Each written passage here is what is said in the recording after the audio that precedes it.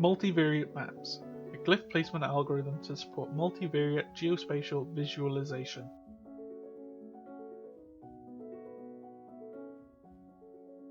We present a glyph placement algorithm that takes advantage of a hierarchical data structure that holds information about the scale of a unit area. As the horizontal bar is moved, the minimum scale requirement is modified. We use this to remove occlusion from glyphs. Zooming in and out of the map changes area scale and therefore allows more glyphs to be placed.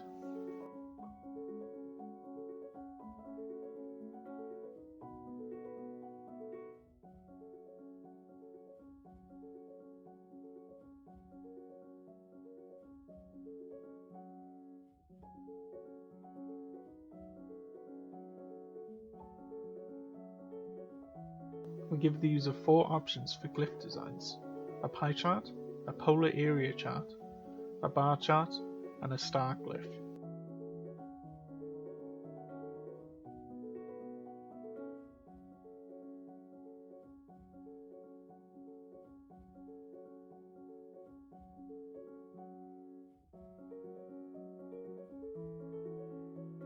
We present unit area density indicator options to allow representation of the underlying unit areas, including outline, size, shadow, and size plus outline.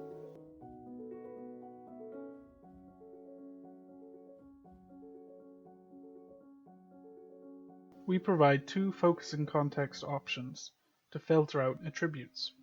The first is grayscale. The second removes the context from the mapping.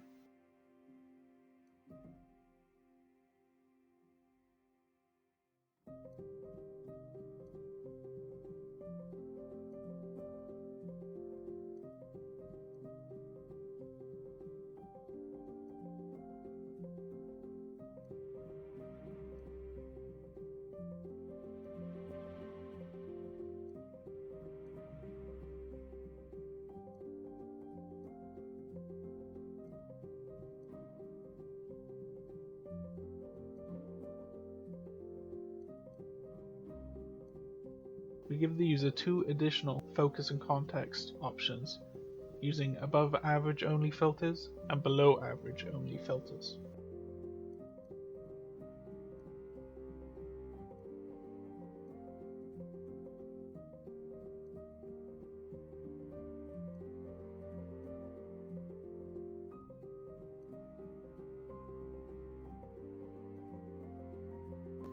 We start off with our univariate circles in order to adjust glyph placement. We can see there is a large amount of occlusion around London and Manchester, therefore we should remove glyph placement there. We can use the horizontal scroll bar in order to remove them step by step, or we can use the estimated glyph placement and modify accordingly.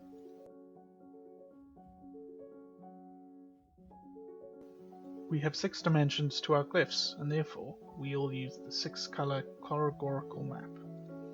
We can then change our design options to our desired setup. We start with a pie chart, which allows us to see the distribution per glyph. Although there is still slight occlusion, we can already see something quite interesting, which is situated in the southwest. This area has quite a low prevalence of depression. We could filter this out, but we have still yet to figure out why. Therefore, we move to a different glyph, the star glyph. The star glyph reveals the depression in that area is quite a lot lower than many of the other glyphs. At this point we have 2 options. We could increase the size of the star glyphs in order to make them more perceivable, or we could add more glyphs. We choose the latter.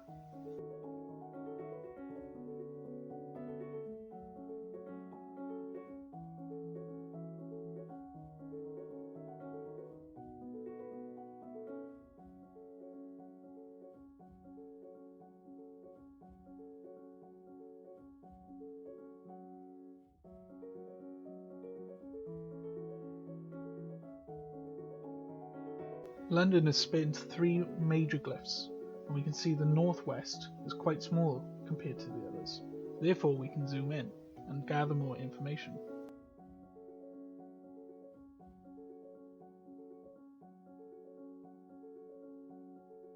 As we zoom in, the amount of perceivable areas increases and therefore new glyphs are created.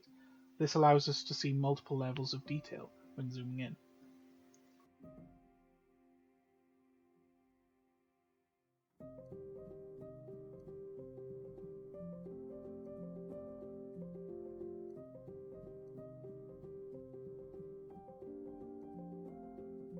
We can see there's a lot of low prevalence glyphs around northeast London. There are also some in central London as well as the southeast. These are things we wouldn't be able to interpret without zooming in and having access to multiple levels of detail.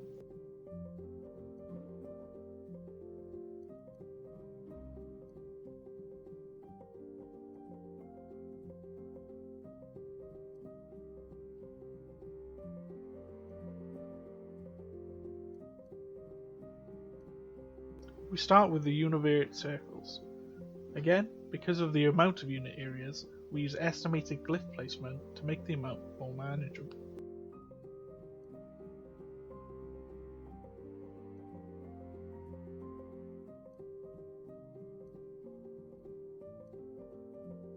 We use a 4-color color map and choose our user options.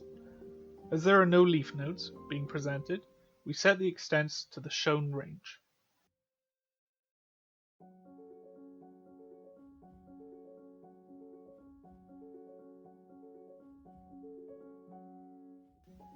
For this case, we again start with pi glyphs. The representation is common, so we use a polar area glyph to find some differences.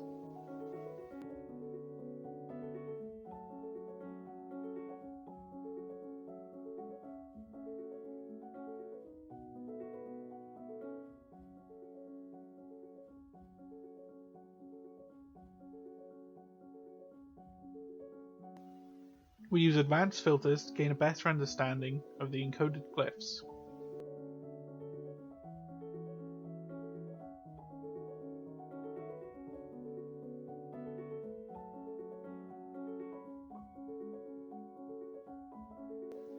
Around Wyoming and Montana, we find an irregular distribution where 1979 and 2009 are the leading dimensions.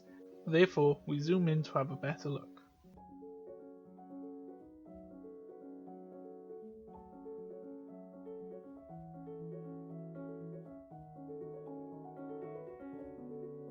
When we zoom in, we can find that this is in fact common, and we can even pick counties that represent this trend.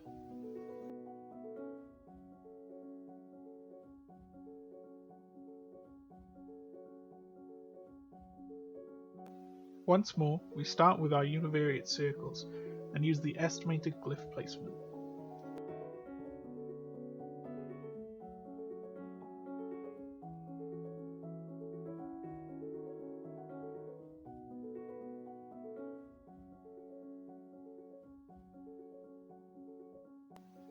This dataset has 9 dimensions, and so we pick our 9-color color map and check standard distribution using the pi glyph.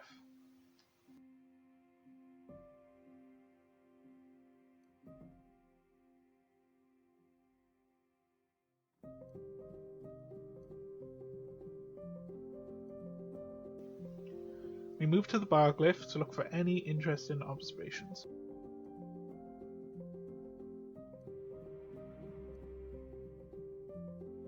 We use the data range options to explore the data, and we find something in the southwest.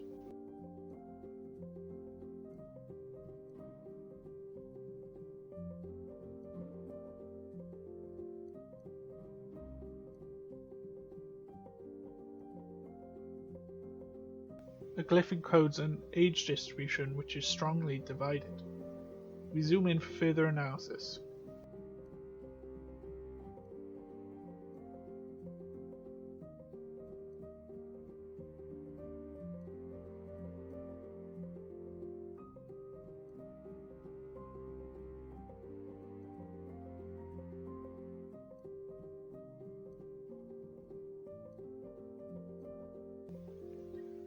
Here we find the origins of the divide and identify each electoral division.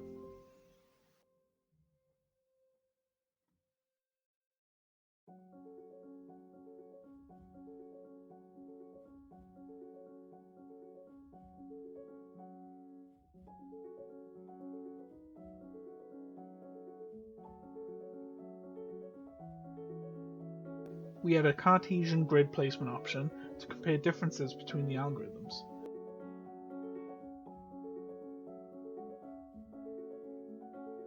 The first example shows coupling problems for large areas, making them difficult to understand.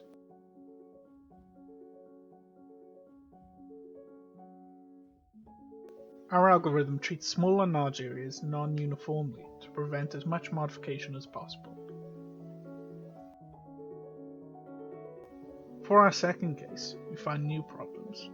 For maps with more uniformly sized areas, coastal cells visually dominate due to their value processing.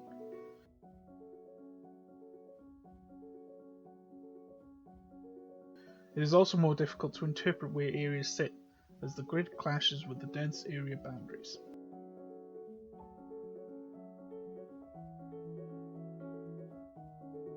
Our final grid placement contains the cell interpretation problems from the previous case.